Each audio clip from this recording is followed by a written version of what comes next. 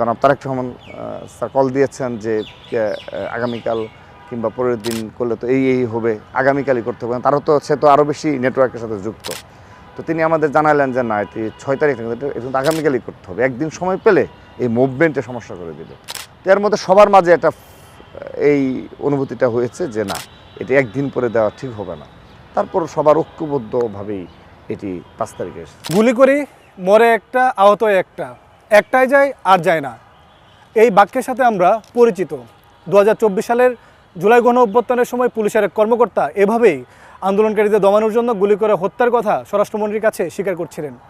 বছর ঘুরে আবারও জুলাই গণ অভ্যুত্থান উপলক্ষে 71 টিভির বিশেষ সাক্ষাৎকারে আজ স্বাগত জানাচ্ছি আমি মোহন ইসলাম। আমাদের সাথে আছে জুলাই নির্ভীক যোদ্ধা জাতীয়তাবাদী ছাত্রদলের সভাপতি রাকিবুল ইসলাম। রাকিব, ধন্যবাদ আপনাকে সময় দেওয়ার জন্য। রাকিব, শুরুতেই জানতে চাই যে কোটা আন্দোলন থেকে একটি সরকার পতনের আন্দোলন, আপনাদের উপর আপনাদের যে বিএনপির কী নির্দেশনা ছিল তখন? ধন্যবাদ। প্রথমত ছিল কোটা সংস্কার আন্দোলন এবং পরবর্তীতে বৈষম্য বিরোধী ছাত্র আন্দোলনের ব্যানারে এই আন্দোলনটি সংগঠিত হয়েছে।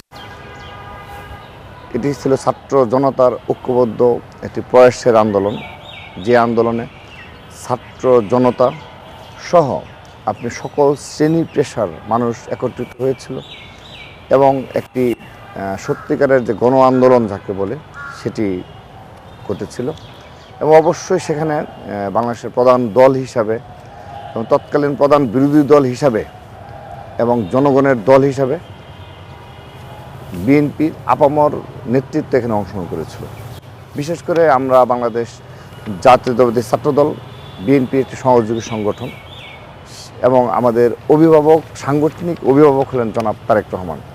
তো সেক্ষেত্রে আমরা এই জুলাই আগস্ট গণ অভ্যুত্থানের আগেও যতগুলো কর্মসূচি পালিত হয়েছে কিংবা যতগুলো সরকার বিরোধী অবৈধ হাসিনার আমলে এই পুলিশের রক্তচক্ষুকে উপেক্ষা করে আমরা যতগুলো আন্দোলন সংগ্রাম করেছি, সবগুলো আন্দোলন সংগ্রাম কিন্তু আমাদের সাংগঠনিক অভিভাবক জনাব তারেক রহমান নির্দেশনাই হয়ে এসেছে।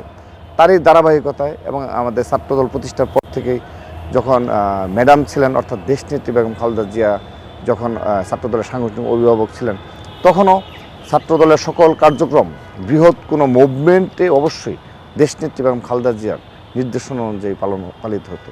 তারই ধারাবাহিকতায় তার উত্তরসূরি আমরা বিগত সময়ে জনাব তারেক রহমানের নেতৃত্বে আমরা সকল আন্দোলনে অংশগ্রহণ করেছি। বিশেষ করে জুলাই আগস্ট গণ অভ্যুত্থানে আপনি যদি আমি প্রেক্ষাপটটা পড়ে যাচ্ছি, যেহেতু এই বিষয়ে এসেছে আমি এই বিষয়ে বলে যাচ্ছি। বিশেষ করে আপনি যদি বলতে বলেন যে জনাব তারেক রহমানের ভূমিকা আপনাদের সেটাতে আসবো, কিন্তু আমরা জানতে চাচ্ছিলাম যে আপনাদের উপর তখন কেন্দ্রীয় থেকে দল থেকে আপনাদের নির্দেশনা কী ছিল যে আপনারা আন্দোলনে সরাসরি যাবেন, মাঠে সরাসরি যাবেন? আমাদের এখানে 1 জুলাই যেদিন সর্বপ্রথম বৈষম্য বিরোধী ছাত্র আন্দোলনের ব্যানার সংগঠিত হয় এবং সেদিন একটা মুভমেন্টও হয়েছিল রাজু ভাস্কর্য পর্যন্ত। তো সেই মুভমেন্টে অর্থাৎ আমরা 25 জুন থেকে মেনলি আপনি দেখবেন আমার একটা বক্তব্য রয়েছে নয়াপল্টন পার্টি অফিসের সম্মুখে যে 25 জুন থেকে আমরা নয়াপল্টন পার্টি অফিসের সম্মুখে একটি আমাদের বিক্ষোভ মিছিল ছিল, যে ককটেল বিস্ফোরণ ঘটিয়েছিল এবং পুলিশ পরবর্তীতে হামলা চালিয়ে। তো তার প্রতিবাদে আমরা বিক্ষোভ মিছিল শেষে সেদিন আমরা কিন্তু 25 জুন আমরা ছাত্রদলের পক্ষ থেকে আনুষ্ঠানিকভাবে আমাদের সকল নেতাকর্মীদের উদ্দেশ্যে আমরা বক্তব্য রেখেছিলাম যে 1 জুলাই থেকে যে বৈষম্য বিরোধী ছাত্র আন্দোলন ব্যানার কিংবা সাধারণ শিক্ষার্থী বৃন্দে ব্যানারের যে আন্দোলন সংগঠিত হবে সেখানে অবশ্যই সবাইকে থাকতে হবে, এটা আমরা ওপেনলি নির্দেশনা প্রদান করেছিলাম। তারপর আমরা সাংগঠনিকভাবে আমাদের যে জনাব তারেক রহমানের সাথে যোগাযোগ করার পর এবং আমাদের বিএনপি শীর্ষ নেতৃত্ব অপর নেতৃবৃন্দ যারা রয়েছে তাদের সাথে আমাদের যোগাযোগ হয়েছে। তো তারাও বলেছে এখানে ছাত্র যেহেতু স্টুডেন্ট রিলেটেড আন্দোলন অবশ্যই সেখানে থাকতে হবে। তো আমাদের শুরুতে নির্দেশনা ছিল তৎকালীন বাস্তবতায় অর্থাৎ জুনের কিংবা জুলাইয়ের সূচনা লগ্নে, যে অর্থাৎ আপনি যদি মনে করে থাকেন যে 10 তারিখ পর্যন্ত, তখন কিন্তু ছাত্র দলের যারা ছিল তারা ওই স্টেজের কিংবা ব্যানারের নেতৃত্ব সেটা না, বাট মাঠের যে নেতৃত্ব সেটি আমাদের জুনিয়র এবং রানির যারা রয়েছে সবাই সেখানে সম্পৃক্ত ছিল সবগুলো ক্যাম্পাসে, এবং এটি আমাদের আনুষ্ঠানিক নির্দেশনা ছিল।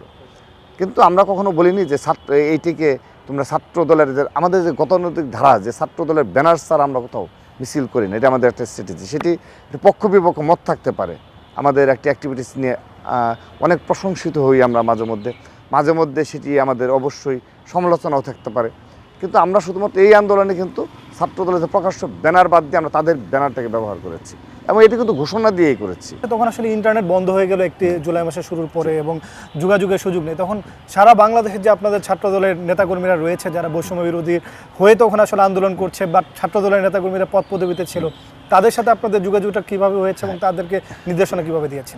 এটি স্পষ্টভাবে বলি তো, শুরুতে যখন আপনি বিশেষ করে আপনি 8 জুলাই বৈষম্য বিরোধী ছাত্র আন্দোলনের একটি সমন্বয় কমিটি 65 সদস্য কমিটি গঠিত হলো, তারপর বাংলা ব্লকেট হলো শাহবাগে, আমরা তখন থেকে কিন্তু পুরোদমে প্রস্তুতি আমরা নিয়ে ফেলেছি এবং পুরোপুরি সম্পৃক্ত হয়ে গিয়েছি। তৎকালীন সময়ে যারা ছিল আপনি এই ব্যানারের নেতৃত্বে, তারা তখন থেকেই আমাদের সাথে যোগাযোগ করেছে। আপনি নাহিদ আসিফরা তখন থেকে আমাদের সাথে যোগাযোগ করেছে এবং আমাদের সহযোগিতা চেয়েছে, আমরা স্বতঃস্ফূর্তভাবে সহযোগিতা করেছি এবং আমরা তাদের কাছে ক্রেডিট নিতে চাইনি যে তোমরা যে কমিটি করেছে সেখানে প্রথম 5 জনের মধ্যে আমাদের সেরকম কোনো ইন্টেনশন ছিল না। আমাদের ইন্টেনশন ছিল এই আন্দোলনকে সফল করা, কারণ আমরা আমাদের মাঠের যে শক্তি সে সম্পর্কে আমরা ওয়াকিবহাল ছিলাম। আরেকটি পজিটিভ সাইড ছিল যে আমাদের ছাত্রদল কেন্দ্রীয় সংসদে একটা নতুন কমিটি গঠিত হয়েছিল, অর্থাৎ আমাদের মাত্র সূচনা লগ্নে এই আন্দোলনটা আসে। সে কারণে আমাদের সারা দেশে আমাদের কমান্ড সে অক্ষর অক্ষরে পালিত হতো, কারণ যারা নেতৃত্ব রয়েছে তাদের জানতো যে না, আমাদের নেতৃত্বকে যদি আমরা আমাদের কমান্ড যদি তারা অক্ষরে অক্ষরে পালন করতে না পারে, আন্দোলন সফল করতে না পারে, স্বাভাবিকভাবেই তাদের নেতৃত্বকে আমরা রাখবো না। তো এটিও একটি বড় ছিল। পরবর্তীতে যখন আন্দোলনে একটি পর্যায়ে অর্থাৎ ইন্টারনেট বিচ্ছিন্ন হওয়ার আগেই কিন্তু আমরা অত্যন্ত সুসংগঠিতভাবে আমরা কর্মসূচি পালন করেছি এবং বিশেষ করে আপনি দেখবেন 16 জুলাই নয়াপল্টন পার্টি অফিসে যেদিন আবু সাইদ এবং শহীদ ওয়াসিমকে হত্যা করা হয়, সেদিন কিন্তু আপনি দেখবেন যে আমরা সংবাদ সম্মেলনের মাধ্যমে আমরা ছাত্রদলের পক্ষ থেকে স্পষ্ট করেছি, অর্থাৎ আমাদের বার্তা স্পষ্ট ছিল, আমাদের কমান্ড স্পষ্ট ছিল এবং আমরা অত্যন্ত সুসংগঠিতভাবে এই আন্দোলনে প্রতিটি স্পটে এবং বাংলাদেশের প্রতিটি জেলা উপজেলায় প্রতিটি শিক্ষা প্রতিষ্ঠানে ছাত্রদল সর্বোচ্চ অংশগ্রহণ ছিল এবং নেতৃত্বের অগ্রভাগে তারা ছিল। তাদের যারা বৈষম্য বিরোধী ছাত্র আন্দোলনে ছিল তাদের প্রধানতম দাবি ছিল যে বৈষম্য বিরোধীর জায়গা থেকে যে কোটা আন্দোলন বা কোটা সংস্কার। বাট আপনারা যখন আন্দোলনে সম্পৃক্ত হলেন, আপনাদের তো আসলে দীর্ঘদিন যাবৎ দাবি ছিল এক দফা যে শেখ হাসিনার পদত্যাগ বা এই সরকারের পদত্যাগ। আপনাদের যখন আন্দোলনে সম্পৃক্ত হলেন, আপনাদের সে দাবির জায়গা থেকে আপনাদের প্রস্তুতি কী ছিল, যে শুধুমাত্র কোটা আন্দোলন নাকি সরকার পতনের আন্দোলনও? আমরা তো সেটি আপনি আবারও বলছি, আমরা মোটামুটি যেদিন বিশেষ করে খুনি হাসিনার যে মুভমেন্ট ছিল যে কোটার তিনি পুনর্বহাল করেই ছাড়বেন, এবং বিশেষ করে যেদিন 14 তারিখে তিনি বলেই ফেললেন যে রাজাকারের নাতিপুতিরা পাবে কি না, অর্থাৎ তার কোটা তার লাগবেই, হ্যাঁ, এই বিষয়ে তিনি ছাড় দেবেন না। আমরা সে সময় থেকে মোটামুটি নিশ্চিত হয়ে গেছি যে এই বিষয়ে আর পিছু হটার কোনো সুযোগ নেই এবং এটা পতনের আন্দোলনের দিকে যেতে পারে। এবং 15-16 যখন রক্ত ঝরে গেল সারা দেশে, সাধারণ শিক্ষার্থীদের উপর গুলি চালানো হলো এবং আমাদের ছাত্র দলের যে সকল স্পটে ছিল সেখানেও গুলি চালানো হয়েছে। তো এখানে সাধারণ শিক্ষার্থীদের সাথে সাথে সেই 16 জুলাই শহীদ ওয়াসিম সহ পরবর্তীতে শহীদ রাব্বি সহ আমাদের ছাত্র দলের উল্লেখযোগ্য নেতাকর্মী শহীদ হলো। তারপর তার পিছিয়ে ফিরে তাকানোর কোনো সুযোগ নেই আমাদের, কারণ আমাদের সেই এক দফার যে বিষয়টি ছিল, আপনি 16 জুলাই যদি সংবাদ সম্মেলনটা শুনে থাকেন, সেখানেও আমাদের প্রধানতম দাবি ছিল এক দফা, হাসিনার পতন। তারপর 12 জুলাই আপনি দেখবেন যে আমরা নয়াপল্টন পার্টি অফিসে সংবাদ সম্মেলন করেছি, সেখানেও কিন্তু আমরা এক দফার বিষয়ে কথা বলেছি। অবশ্যই কোটা সংস্কার আন্দোলন সামনে রেখেই আমরা এক দফার বিষয়ে সর্বোচ্চ অগ্রাধিকার ভিত্তিতেই অংশগ্রহণ করেছি এবং অবশ্যই এক দফা বাস্তবায়নের জন্য বিএনপি তাহলে কেন অংশগ্রহণ করলো, বিএনপির যে সমগ্র নেতৃত্ব কেন অংশগ্রহণ করলো, নিশ্চয়ই এক দফার জন্য। শুধুমাত্র কোটা সংস্কার তো আর বিএনপির দাবি না। তারপর যুব দল বলেন, স্বেচ্ছাসেবক দল বলেন, আমাদের বিএনপি সকল অঙ্গ সহযোগী সংগঠন কেন অংশগ্রহণ করেছে, তাদের তো মূল লক্ষ্যই ছিল এক দফা। সেই জায়গায় আসলে বর্তমান প্রধানমন্ত্রী তখনকার আপনাদের দলের ভারপ্রাপ্ত চেয়ারম্যান তারেক রহমান আপনাদের এই সাথে যোগাযোগটা কি শুধুমাত্র আপনাদের সাথে ছিল, নাকি বৈষম্য বিরোধী যারা নেতৃত্বে ছিলেন পরবর্তীতে বিভিন্ন সরকারে গিয়েছেন বা আরেকটু দল করেছেন, তাদের সাথে ওনার সরাসরি কথা হয়েছে কিনা আন্দোলনের সময় এবং আপনাদের প্রতি হয়েছে কিনা একটু? আন্দোলন চলাকালীন মুহূর্তে আমার এখনও মনে পড়ছে নাহিদ এবং আসিফ একটা পর্যায়ে আমাকে বলেছে যে তারা ইয়ের সাথে কথা বলতে চায়, এই আমাদের মাননীয় তৎকালীন ভারপ্রাপ্ত চেয়ারম্যান জনাব তারেক রহমানের সাথে তারা কথা বলতে চায়। এবং আমি পরবর্তীতে জেনেছি তারা আরও 2-1টি মাধ্যমে তার সাথে যোগাযোগ করেছে যে কথা বলার জন্যে। তো আমি যখন আমাদের সাংগঠনিক অভিভাবক জনাব তারেক রহমানকে এই বিষয়টি জানিয়েছিলাম যে তারা আপনার সাথে কথা বলতে চায়, তখন তিনি বলেছেন যে এখন আন্দোলন তুঙ্গে, হাসিনা পতনের ধার প্রান্তে, এখন ওরা যদি আমার সাথে কথা বলে কোনোভাবে যদি এটি করে, তাহলে আলটিমেটলি আন্দোলনের আরেকটি নতুনভাবে যে আমরাই যে নেতৃত্ব দিচ্ছি, ছাত্রদল, যুবদল, বিএনপি যে দেওয়া হচ্ছে, তাহলে জিনিসটা আরও এস্টাবলিশ হচ্ছে। তো ওদেরকে বলো যে আন্দোলনের শেষ হওয়ার পরে, সফল হওয়ার পরে আমরা একসাথে বিজয় উদযাপন করব। এবং তিনি কিন্তু কথা রেখেছিলেন। তিনি আমাদের 5 আগস্টের পরে যখন ওই নাহিদ, আসিফ সহ ওই সার্জিস আলমরাও ছিল, ওই একসাথে যখন আমরা ওই জুমে অ্যাড হলাম, তখন তিনি শুরুতেই এই বিষয়টা বলেছেন যে তোমরা করেছো, কিন্তু আমি চেয়েছি যে না। তিনি সেদিন এই বিষয়টা স্পষ্ট করেছিলেন কিন্তু যে আমাকে হ্যাঁ তোমরা যোগাযোগ করার চেষ্টা করেছো, আমি কিন্তু তোমাদেরকে, সেদিন জাইমা রহমানও ছিলেন, তো আমি কিন্তু তোমাদের সাথে যোগাযোগটা ইচ্ছে করেই অ্যাভয়েড করেছি। কিন্তু আমার সকল নেতৃবৃন্দ, সে সালাউদ্দিন ভাই আছে, আমাদের সাধারণ সম্পাদক নাসির আছে, আমি আছি, আরও বিএনপি মহাসচিব স্যার ছিলেন, আরও যারা রয়েছে সবার সাথে ওরা সকল পর্যায়ে সহযোগিতা নিয়েছে। এই যারা বৈষম্যবিরোধী ছাত্র আন্দোলনের ব্যানারে তাদের সহযোগিতাটিকে আপনাদের মাধ্যমে, যেমন সালাউদ্দিন আহমেদ, অবশ্যই আমাদের সকলের একটি ঐক্যবদ্ধ প্রয়াস। মানে আপনারা কি মাধ্যম ছিলেন? আমরা মূল মাধ্যম ছিলাম হলো আন্দোলনের সবগুলো কর্মসূচি বাস্তবায়নে। যে কোনো কর্মসূচি তো আমাদের ছাড়া তো আর নিতে পারতো না। আমি সাধারণ সম্পাদক সহ আমরা ঐক্যবদ্ধভাবে যখন আমরা কোনো কর্মসূচির বিষয়ে সর্বশেষ মানে সূচনা লগ্নে আমরা কোনো কর্মসূচি প্রণয়ন করতাম, কিংবা আমরা যদি বলতাম যে আজকে এই কর্মসূচি করা যাবে না, ওরাও করতো না, কিংবা আমরা যখন বলতাম যে না আমরা একসাথে এটি হ্যাঁ ঠিক আছে এটা করতেই হবে। যেমন আন্দোলনের কিছু ধাপ আছে, যেমন নাহিদ এবং আসিফকে যখন গ্রেপ্তার করা হয়, তারপরে কিন্তু বেশ কিছু স্লো হয়ে যায়। এবং আপনার মনে থাকার কথা যে 20-21 জুলাইয়ে যাত্রাবাড়ি স্পটটা কিন্তু তারা কিন্তু নিয়েছিল, শনি একরা ওই দিক দিয়ে কিন্তু এই যে হারুন, ডিবি হারুন যিনি ছিলেন, আরও যারা ছিল, তারা কিন্তু গিয়ে টোটালটা পরিষ্কার করে ফেলেছিল। আমি তখনও কিন্তু ওই জায়গায়, তো আমার হৃদয় রক্তক্ষরণ যে আমার কি হবে, কারণ আমার তো এদিক দিয়ে ক্ষতবিক্ষত। তারপর হলো যদি এই আন্দোলন যদি থেমে যায় তাহলে তো আমাদের ফাঁসি দেওয়া ছাড়া আর কোনো উপায় নেই। তো যা হোক, আমাদের তো মনোবল কখনোই আমাদের হয়নি। এবং ওই সময়টায় আমার একটি মনে পড়ে, আপনি বিশেষ করে 20-21-এর পর যখন সারা দেশে মোটামুটি স্তীমিত করে ফেলছে আন্দোলনগুলো, তখন দেখেন অনেকগুলো মুভমেন্টগুলো কাজে লেগেছে। বিশেষ করে এই হাইকোর্টের সামনে একটি মুভমেন্ট হয়েছিল, হ্যাঁ, এবং সেই মুভমেন্টের আপনি যদি বলেন ফুল ক্রেডিট, মানে শতভাগ ক্রেডিট, এই শতভাগ ক্রেডিট একমাত্র জনাব তারেক রহমানের। কারণ তিনি শিক্ষক, আইনজীবী, বিএনপি পন্থী যারা রয়েছে তাদেরকে তিনি বলেছিলেন যে এটা ডোর ডাইমেজ, সবাইকে যেতে হবে। এই যে আমাদের VC Ubaid sir, Lutfor sir সহ তাদের নেতৃত্বে এই কার্জন বরাবর মিছিল নিয়ে কিন্তু তারা সেখানে কিন্তু অ্যাটেন্ড করেছিলেন। এটা কিন্তু সরাসরি জনাব তারেক রহমানের নির্দেশনায় এবং তার সাথে কথা হওয়ার ফলে তারা এটা করেছেন, এতটুকু রিস্ক নিয়েছেন। এবং আইনজীবী যারা ছিল সবাই মোটামুটি সেদিন সেই ভূমিকা নেওয়ার ফলে, এবং তারপর আপনি ওই দিন যখন আমাদের সাথে কথা হয় তখন তো নাহিদ আসিফ নেই, বাকি যারা রয়েছে তাদের সাথে কথা বলে ওরা খুবই গ্রেটফুল এবং একটি মানে নতুনভাবে উজ্জীবিত হওয়া যাকে বলে, যেন আমরা একটি পর্যায়ে যাচ্ছি, মনে হয় আবার সেই আন্দোলন সেই আগের মতোই রূপ নেবে, আমরা আন্দোলনতে পিছু ওঠেনি।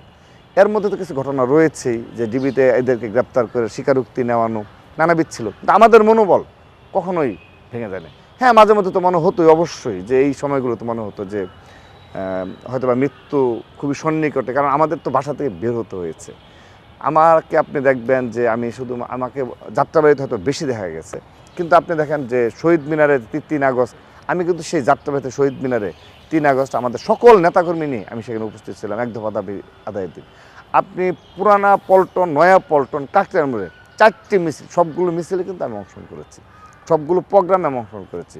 যেদিন আবু সাইদের গায়েবানা জানাজা হওয়ার কথা ছিল বাইতুল মোকাররম, সেদিন কিন্তু আমি মানে এসেছি মতিঝিল পর্যন্ত, আল্লাহর রহমত অল্পতে গ্রেপ্তার থেকে বাচ্চার, অর্থাৎ সবগুলো স্পটে যখন মুভমেন্ট করতে হয়েছে কিন্তু স্বাভাবিকভাবেই যে মানে আমি তো ছাত্রদলের সভাপতি হিসাবে অ্যাটেন্ড করতে হয়েছে, তো স্বাভাবিকভাবে আমার ফেসটা তো পরিচিত, তো স্বাভাবিকভাবে গ্রেপ্তারের ঝুঁকি, এছাড়াও আওয়ামী লীগের নেতাকর্মী আছে, তাদের সামনে বিশেষ করে যাত্রাবাড়ির স্পট মুডটা যে আপনি দেখবেন যে সেখানে কি ধরনের আওয়ামী লীগের মানে ওই 3 আগস্টের আগ পর্যন্ত কি ধরনের 4 আগস্ট যেদিন আমরা তাড়াই দিলাম এর আগ পর্যন্ত প্রতিদিন তারা লাঠি শুটা যত ধরনের অস্ত্র আছে সব নিয়ে তাদের একটা অবস্থান থাকে। এই বিষয়ে আমার জাস্ট দুইটা প্রশ্ন রয়েছে। একটা হচ্ছে যে 6 তারিখ প্রথমে আসলে ঘোষণা করা হয়ে যে ঢাকার প্রতি রোড মার্চ, যেটি আসলে পরবর্তীতে একদিন আগে হ্যাঁ 5 তারিখ করা হয়, সেই জায়গায় আপনাদের জায়গা থেকে কি পরামর্শ এবং আপনাদের সেই জায়গায় ভূমিকাটা কী ছিল, এবং তো 5 তারিখে আপনি যদি বলেন যে তখন কোথায় ছিলেন এবং কি? হ্যাঁ, আমরা তো 4 তারিখে তো বললাম, 4 তারিখে তো আমাদের সেই মিছিল টিছিল সব কিছুই, সেদিন তো যাত্রাবাড়িতে ছাত্রদলের অনবদ্য ভূমিকা ছিল। আমাদের ছাত্রদলের সকল পর্যায়ের নেতাকর্মী, বিশেষ করে ছাত্রদল কেন্দ্রীয় সংসদ, তারপর আপনি জগন্নাথ বিশ্ববিদ্যালয়, কবি নজরুল বিশ্ববিদ্যালয়, এবং সবচেয়ে উল্লেখযোগ্য মানে এদের ভূমিকা মানে স্বীকার না করলে এটি মানে সবার প্রতি এত বড় অন্যায় করা হয়। বিশেষ করে ঢাকা মহানগর দক্ষিণ ছাত্রদল তৎকালীন যে পাবেল নিয়াজের নেতৃত্বে, তার নেতৃত্বে ছিল দনিয়া কলেজ, সবগুলো থানা, এদের যে কী ধরনের অবদান ছিল ওই 4 তারিখে। তো 4 তারিখ শেষ হওয়ার পর স্বাভাবিকভাবেই আমাদের তখন আমরা যাত্রাবাড়িতে রয়েছি, জুরাইন পর্যন্ত গিয়েছি। সেদিন প্রায় সন্ধ্যা 5টা, 4:30, 5টা পর্যন্ত হয়ে গেছে। তো এর মধ্যে তো আমাদের প্রতিদিন নিয়ম ছিল যে আন্দোলন শেষ করে আবার বাসায় ফিরে আবার যোগাযোগ করা আর কি। তো তৎকালীন সময় কাছাকাছি গিয়ে আমি যোগাযোগ করার চেষ্টা করলাম। তো তখন দেখলাম যে আমরা যোগাযোগ করার একটা পর্যায়ে দেখলাম যে 6 তারিখ আর কি, প্রথমে জানানো হয়েছে 6 তারিখ আর কি, যে ঠিক আছে ওকে আমরা 6 তারিখ প্রিপারেশন। এর মধ্যে বাইরে মানে সব জায়গাতে কল পাচ্ছি, চেয়ারম্যান স্যার কল দিয়েছেন, মানে জনাব তারেক রহমান স্যার কল দিয়েছেন যে আগামীকাল কিংবা পরের দিন করলে তো এই হবে, আগামীকালই করতে হবে। তারও তো সে তো আরও বেশি নেটওয়ার্কের সাথে যুক্ত। তো তিনি আমাদের জানালেন যে না, এটি 6 তারিখ না, এটা আগামীকালই করতে হবে, একদিন সময় পেলে এই মুভমেন্টে সমস্যা করে দেবে। তো এর মধ্যে সবার মাঝে একটা এই অনুভূতিটা হয়েছে যে না, এটি একদিন পরে দেওয়া ঠিক হবে না। তারপর সবার ঐক্যবদ্ধভাবেই এটি 5 তারিখে এসেছে। আপনার আর যে এই বিষয়ে বলতে না যে আপনার গ্রেপ্তার এড়ানোর সেই আসলে ওই সময় কৌশলটা? আচ্ছা, কৌশল বলতে এটি মহান রাব্বুল আলামিন তিনি হয়তোবা গ্রেপ্তারের বিষয়টা আমি জীবনে মানে 4-5 বার গ্রেপ্তার হয়েছি, জেল খেটেছি 4 বার, প্রায় 1 বছরের মতো। তো অনেক সময় গেছে এত ঝুঁকিপূর্ণ পরিবেশে, সেখানে পুলিশের সামনে দিয়ে বের হতে পেরেছি বিভিন্ন সময়। মানে সেই 2009 সাল থেকে আপনি যদি এই খুনি হাসিনা 24 সাল পর্যন্ত যদি বলেন, বিভিন্ন সময় আমাকে গ্রেপ্তার হতে হয়েছে, বিভিন্ন সময় অনেক ঝুঁকিপূর্ণ জায়গা থেকে বেঁচে গেছি। আবার 2-1 বার দেখা গেছে যে মানে গ্রেপ্তার হওয়ার কথা না, সেখান থেকে গ্রেপ্তার হয়েছে। এটি পুরোপুরি ভাগ্যের উপর নির্ভর করে। তো আমি যেহেতু আমাকে প্রতিটা দিন বের হতে হয়েছে, আমি তার হেলিকপ্টার যুগে আসতে পারিনি, যেহেতু ছাত্রদলের সভাপতি, আমাকে তো মানে কৌশল করে এখানে আসতে হয়েছে। তো প্রতিটি কৌশলই কাজে লেগেছে। তার চেয়ে বড় বিষয় হলো ভাগ্য সহায় ছিল কারণে আমি সেখানে হয়তোবা মানে প্রতিটি আন্দোলনে অংশগ্রহণ করার সুযোগ হয়েছে, বাসা থেকে বের হয়ে আবার নিরাপদে বাসায় ফিরতে পেরেছি। এটি মহান রাব্বুল আলামিন চেয়েছেন, তাই পেরেছি। ধন্যবাদ আপনাকে। জুলাই বারবার ফিরে আসবে, জুলাই শেষ হন নাই, জুলাই এসে স্মরণ করে দিবে স্বৈরাচারের কী হয়, স্বৈরাচার কীভাবে পালায়। আজ আমরা কথা বলছিলাম জাতীয়তাবাদী ছাত্রদলের সভাপতি এবং জুলাই নির্ভীক যোদ্ধা রাকিবুল ইসলাম রাকিবের সঙ্গে।